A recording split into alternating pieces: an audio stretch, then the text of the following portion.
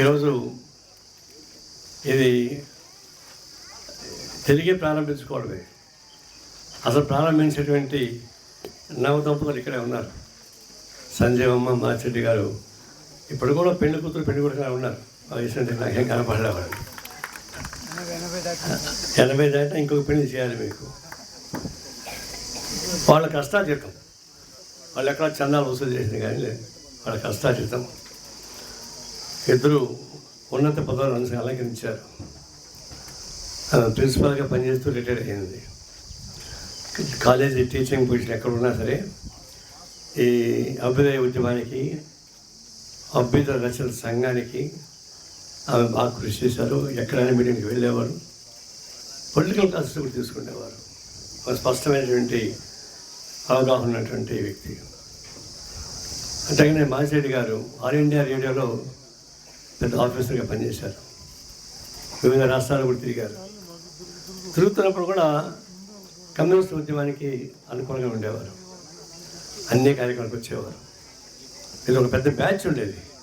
తిరుపతిలో భాస్కర్ నాయుడు 2 బ్యాచ్, ఒక 10 మంది దాకా చాలా బాగా జరిగేవాళ్ళు. వాళ్ళిద్దరూ కృషి దీన్ని ప్రారంభించారు. మంచిది అనుకున్నాం. కానీ ఒక స్టేజ్కి వచ్చినాక కష్టం అవుతుంది. వాళ్ళు వయోభారం పెరుగుతుంది. తర్వాత దీనికి ప్రోత్సాహం, ఆర్థిక ప్రోత్సాహం ఉండాలి. ఆర్థిక ప్రోత్సాహంతో పాటు ఫిజికల్ స్ట్రెంగ్త్ కూడా ఉండాలి, వాలంటరీ వర్క్ కూడా ఉండాలి. అందువల్ల వాళ్ళు ఫీల్ అయ్యి కొంత సంప్రదించారు. ఇది ఊరికి అన్యాయకాంతం అవుతుంది. ఆ తర్వాత మరి మేము పెట్టే ఆశయం చాలా మంచిది. ఈ మంచి ఆశయం మాతోనే ఫుల్ స్టాప్ పడకూడదు. దీన్ని కొనసాగించాలంటే మా పరిశీలనలో, వారు చెప్పిన మా పరిశీలనలో సిఆర్ ఫౌండేషన్ బాగా చేస్తుందని చూసి రిపోర్ట్స్ మాకునే మేము చూసాం. కాబట్టి సిఆర్ ఫౌండేషన్ దీన్ని అంకితం చేస్తే మా ఆశయాలు ఆయాసాలు ఒకటే కాబట్టి మా ఆశయాన్ని కొనసాగించేందుకు ఉపయోగపడే పద్ధతుల్లో వీలవుతుందని చెప్పేసి వారు ఆహ్వానించి ఈ ప్రతిభని పెట్టారు. అప్పుడు దీన్ని సిఆర్ ఫౌండేషన్కి మెర్జ్ చేయమని చెప్పని అధికారపూర్వకంగా దీన్ని రిలీజ్ చేయించమని కోరాము. ఇక్కడ సిఆర్ ఫౌండేషన్ భారతదేశంలో గుర్తింపబడినటువంటి సంస్థ. దానికి అన్ని రకాల అవకాశాలు ఉన్నాయి. అది ఆల్ ఇండియా, ఇదేం కడపలో పాపులర్ అయితే అది ఆల్ ఇండియాలో పాపులర్.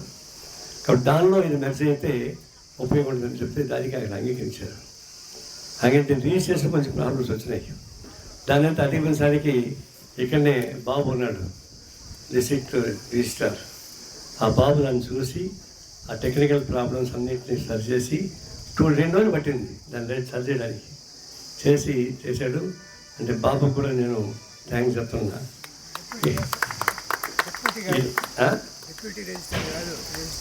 రిజిస్టర్ డిస్ట్రిక్ట్ రిజిస్టర్ అన్నా, అంతే కదా, డిస్ట్రిక్ట్ రిజిస్టర్ కదా. అయినా 2 days ఆయన చాలా తండాలు పెట్టాడు. పై ఆఫీసులతో మాట్లాడితే కానీ ఇది కొడుకు రాలే. అలాగా కృషి చేసేట వాళ్ళు చాలామంది ఉన్నారు. ఇది కోరగానే నేను కొంతమంది అడిగా, మిత్రులు ఏంటి అడిగా, మీ ఎంపీ పని ఏమని. ఎందుకంటే ఇది ప్రోటోకాల్ రీత్యా రాజంపేట పార్లమెంటు సీటు, రాజంపేట అసెంబ్లీకి వస్తుంది. ఇది ఇద్దరు వైసీపీ వాళ్ళు అయినా కూడా ఎట్లయినా ప్రోటోకాల్ రీత్యా వాళ్ళు ఆహ్వానించాల్సిందే. ఇదేమో రాజకీయ అతీతమైనటువంటి సంస్థ. ఇది ఇక్కడేమో మేము కమ్యూనిస్ట్ పార్టీ జెండా పెట్టం, కమ్యూనిస్ట్ పార్టీ కార్యక్రమాలు ఉండవు, అన్నీ స్వచ్ఛంద సంస్థ కార్యక్రమాలు జరుగుతాయి. అందువల్ల దీనికి మంత్రిని కూడా ఆహ్వానించాం. కానీ ఈ రోజుగానే ఈ ఎస్ఐఆర్ సర్వే ఏమంటారు దాన్ని, చాలా స్పెషల్ ఇంటెన్సివ్ వెరిఫికేషన్ జరుగుతూ ఉంది. దానికి కలెక్టర్లు, మంత్రులు అందరూ కూడా ఇన్వాల్వ్ అయి పనిచేస్తున్నారు. ఆ ప్రోగ్రాం ఉన్నారు. కలెక్టర్ని మాట్లాడినప్పుడు నేను గ్యారెంటీకి వస్తానని చెప్పాడు. ఆయన బాగా పరిశ్రమ ఉన్న వ్యక్తే. మళ్ళీ ఇప్పుడు ఫోన్ చేశారు, దీన్ని ఇరుక్కుపోయాను, నేను రాలేకపోతాను బయటికి, సాధ్యం కావట్లేదని. మంత్రి కూడా నిన్న వస్తానని చెప్పాడు. తర్వాత పొద్దున కబుర్ చేశాడు, నేను సీఎం కుప్పంలో ఉన్నాడు, నేను ఇన్ఛార్జ్ జిల్లాకి, నేను తప్పకుండా పోవాలని చెప్పేసి కబుర్ చేశాడు. దాని అనివార్య కారణాల వల్ల మంత్రి, కలెక్టరు రాలేకపోయారు. మిగతా వాళ్ళందరూ వచ్చారు. చాలామందికి దీన్ని సంతోషంగా ఇస్తున్నారు. అట్లాగే మధ్యలో మీ ఎంపీ ల్యాండ్ సేవ అంటే ఒక 10 lakhs దానికి పంపించారు. అంటే వైవి సుబ్బారెడ్డి ఆయన పార్లమెంట్ సభ్యులు ఆయన్ని అడిగారు. ఆయన ఒక 20 లక్షల రూపాయలకు ఆర్డర్స్ పంపించాడు. అవన్నీ ప్రాసెస్ చేయాలి, డైరెక్ట్ డొనేషన్ కావాలి. అవి కరెక్ట్గా కావాలా, కరెక్టెన్సీ వెరిఫై చేయాలి, టెండర్స్ క్వాలిఫై చేయాలి. టెండర్స్ నుంచి కానీ మనకి రాదు, అది టైం పడుతుంది. ఇంకా కొంతమంది ఇప్పుడు మేడ రఘునాథ్ రెడ్డి కూడా ఇస్తానని చెప్పి అన్నాడు, కానీ అవన్నీ కొంతమంది కమిట్మెంట్స్ ఉన్నాయి. అది కాకుండా మనం ఈ ఉద్యమానికి సహకరించే వాళ్ళు వాలంటీర్ కూడా సమస్య వస్తున్నాయి. నేను ఒక శ్రేయోభిలాషి బెంగళూరు నుంచి ఫోన్ చేయగానే ఆయన 10 లక్షల రూపాయలు అప్పటికప్పుడు ట్రాన్స్ఫర్ చేశాడు. ఆయన ముందు పెద్ద పరిచయం లేదు మనకి. ఈ కార్యక్రమాన్ని విన్నాడు. తమిళనాడు రాజకీయాలతో మనకు సంబంధం ఉంది కాబట్టి అట్లాగే ఆయనతో మాట్లాడితే హైదరాబాద్కి వచ్చి నన్ను బ్రేక్ఫాస్ట్కి ఆహ్వానించి కాసేపు మాట్లాడి నేను ఇంకా ఎక్కువ ఇస్తానని అమౌంట్ పోయాడు. పోతే 10 లక్షలు మాత్రమే నేను ట్రాన్స్ఫర్ చేశాడు. ఆయనకి ఇంకేదో స్కీమ్ ఉందంట, అది వస్తే ఇంకా ఎక్కువ ఇస్తామన్నాడు. అట్లా కొంతమంది ఇస్తున్నారు. దీనికి ఏంటంటే కమ్యూనిస్ట్ పార్టీకి డైరెక్ట్గా ఫండ్ చేయడానికి కొంతమందికి ఇబ్బంది ఉంటుంది, కానీ ఇది స్వచ్ఛంద సంస్థ, చారిటబుల్ ఇన్స్టిట్యూషన్ కాబట్టి ఇచ్చేటువంటి వాళ్ళు ఇన్కమ్ ట్యాక్స్ కన్సెషన్స్ కూడా ఉంటాయి. ఏటీజీ ఉంది కాబట్టి మీరు యాన్యువల్ రిటర్న్స్ చేసేటప్పుడు దీన్ని మెన్షన్ చేస్తే ట్యాక్స్ కన్సెషన్స్ ఉంటాయి. సిఎస్ఆర్ ఫండ్స్ కూడా ఉంటాయి. దీనికి సిఎస్ఆర్ ఫండ్స్తో పాటు డొనేషన్ ఇస్తే వాళ్ళకు కూడా ఇన్కమ్ ట్యాక్స్ కన్సెషన్స్ ఉంటాయి. అంటే దీనికి అనేక పద్ధతుల్లో అవకాశాలు ఉన్నాయి. పార్టీలకు అతీతంగా ఆలోచించే వాళ్ళు ఎక్కువ మంది దీన్ని ప్రోత్సహిస్తున్నారు. ఎందుకు ప్రోత్సహిస్తారంటే వాళ్ళు చెప్పారు ఒకటి, చంద్రరాజేశ్వర గారు దీనికి ఆద్యుడు.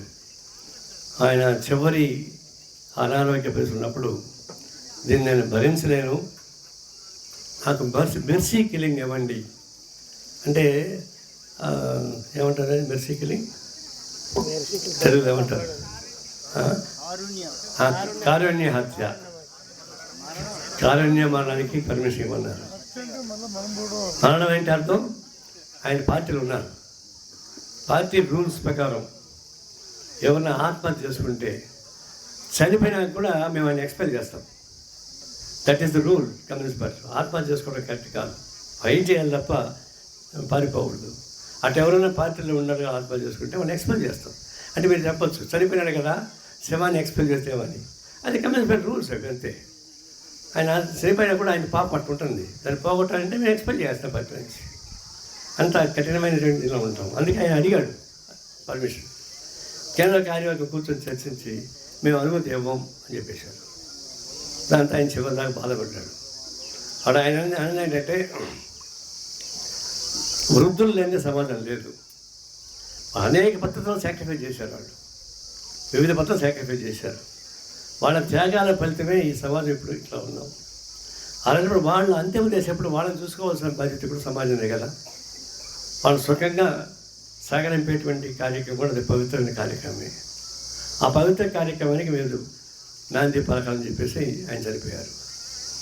ఆ సందేశమే కమ్యూనిస్ట్ పార్టీలో చర్చించాం, ఏం చేస్తే బాగుంటుంది. ఆయన స్పష్టంగా చెప్పలే ఓల్డ్ ఏజ్ హోమ్ పెట్టాలని కూడా అంత చెప్పలేదు.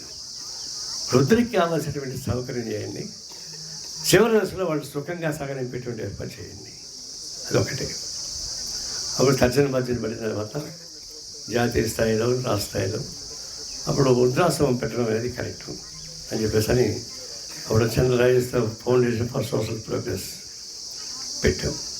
కానీ వృద్ధులకే కాకుండా అక్కడ ఏం చేసాం, అనేక యువకులకి skill developments training courses, typing, చేనేత, తర్వాత కటింగ్స్, టైలరింగ్, ఇవన్నీ 3 నెలల పాటు ట్రైనింగ్ ఇస్తాం. దాదాపు ఒక్కొక్క బ్యాచ్కి 60-70 మందికి ఇస్తాం. వాళ్ళు 3 నెలల తర్వాత సర్టిఫికేట్ ఇస్తాం. వాళ్ళు పోయి ఎక్కడ ఉద్యోగాలు చేసుకోవచ్చు, సెల్ఫ్ ఎంప్లాయ్మెంట్ సొంతంగా పెట్టుకోవచ్చు. టైలరింగ్ నేర్పించాలనుకోండి ఎవరు టైలరింగ్ పెట్టుకోవచ్చు. ఇప్పుడు కొత్తగా ఏం చేస్తున్నాము, బ్యూటీ సెంటర్స్ కూడా పెడుతున్నాం. అంటే ఇప్పుడు రాను బ్యూటీ ఇది కూడా పెద్ద ఇండస్ట్రీ అయిపోయింది. చిన్న చిన్న ఫంక్షన్లు కూడా వచ్చి బ్యూటీ సెంటర్లకు వచ్చి మేకప్ చేసుకుంటున్నారు. అది ఒకప్పుడు చెప్పిన విలాసవంతం అనుకున్నాం, కానీ ఇప్పుడు అది అవసరం అయిపోయింది. దాంతో అనేక మంది యూత్ బాగా వస్తున్నారు. కాబట్టి అది కూడా ఒక ట్రైనింగ్ కోర్స్ పెట్టడానికి పెట్టాం, దానికి కూడా బాగానే వస్తున్నారు. టైప్ రైటింగ్, తర్వాత కటింగ్ అన్నీ దాదాపు 6-7 సెల్ఫ్ ఎంప్లాయ్మెంట్ కోసం పెట్టాం. దానికి వస్తున్నారు దాదాపు 12-13 ఏళ్ళగా నడిపించాం. 2,000 మంది ట్రైనింగ్ అయ్యారు.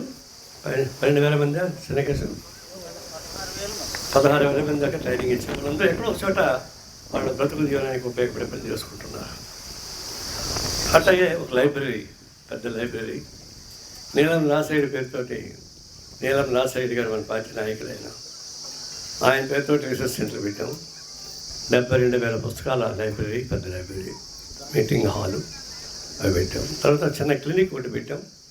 ఆ క్లినిక్ కాస్త ఇప్పుడు పెద్దవి పాలిక్లినిక్గా మారింది. అనేక టెస్టులు అవన్నీ ఉంటాయి, డాక్టర్స్ ఉంటారు. సరే బెడ్ హాస్పిటల్ ఉండదు, బట్ అన్ని రకాల టెస్ట్లే కదా ఇప్పుడు కాస్ట్లీ. అన్ని రకాల టెస్ట్లకి చాలా కాస్ట్లీ అవుతుంది. దాన్ని మినిమం ఛార్జ్ పెట్టి చేస్తూ ఉన్నాం. అంటే చిల్డ్రన్ లైబ్రరీ ఒకటి ఏర్పాటు చేసాం. వృద్ధులు రిక్రియేషన్ కోసం ఒక కల్చరల్ సెంటర్ ఒకటి ఓపెన్ చేసాం. ఇవన్నీ బాగా జరుగుతున్నాయి ఇక్కడ.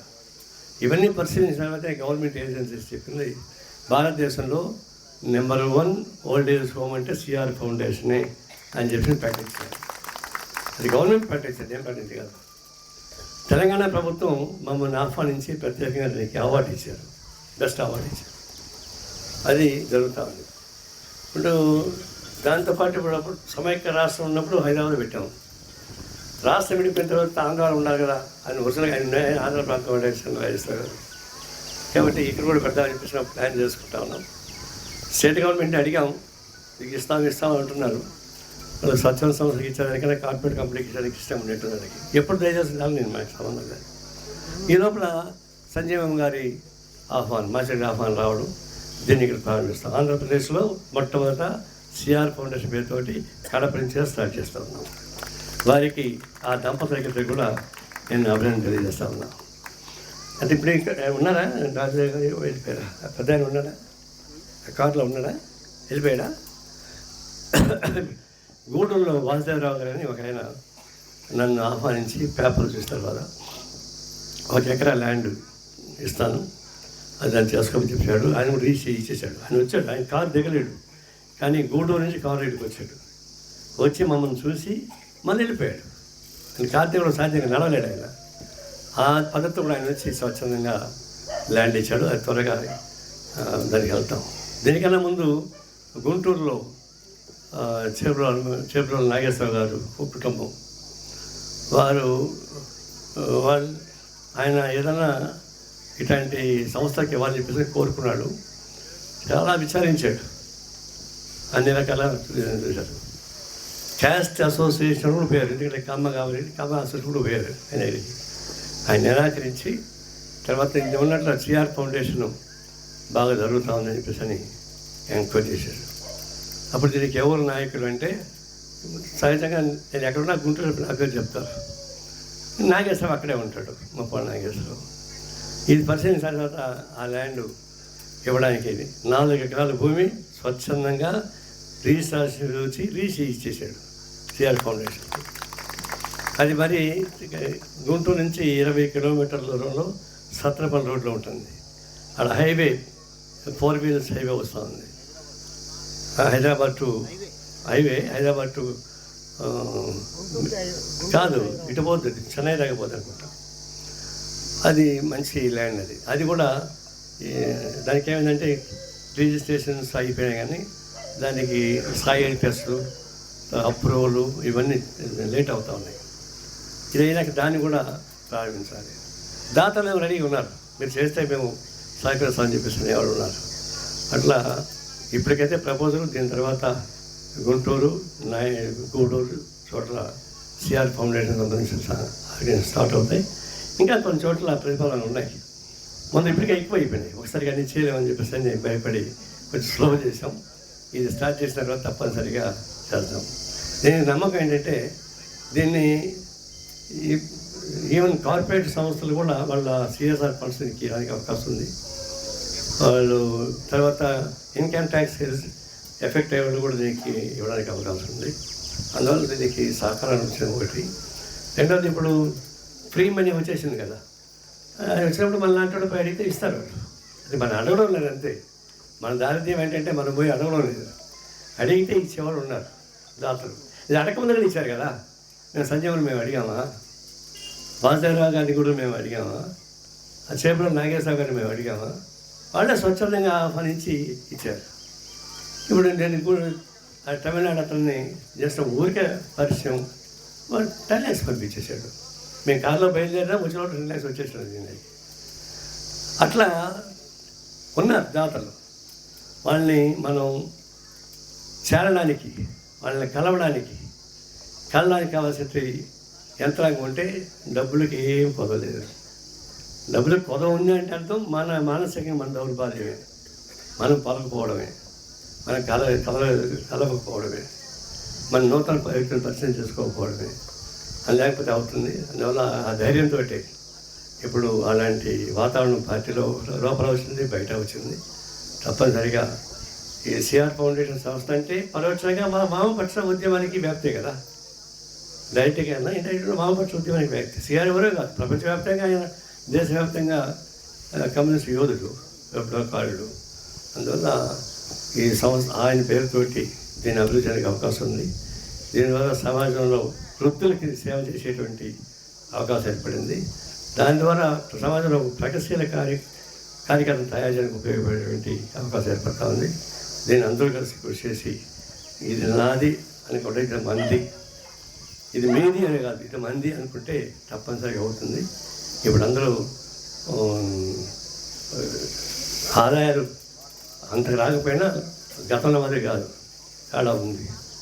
తప్పనిసరిగా చేస్తానని ఆశిస్తున్నాను. ఈ మంచి కార్యక్రమానికి ఈ నాంది పలికినటువంటి సంజయమ్మ గారికి, నా చెడ్డి గారికి మరోసారి సిఆర్ ఫౌండేషన్ తరఫున అభినందనలు తెలియజేస్తున్నాను, కృతజ్ఞతలు తెలియజేస్తున్నాను. ఇప్పుడు ఈయనతో ఒకసారి మాట్లాడించుద్దాం.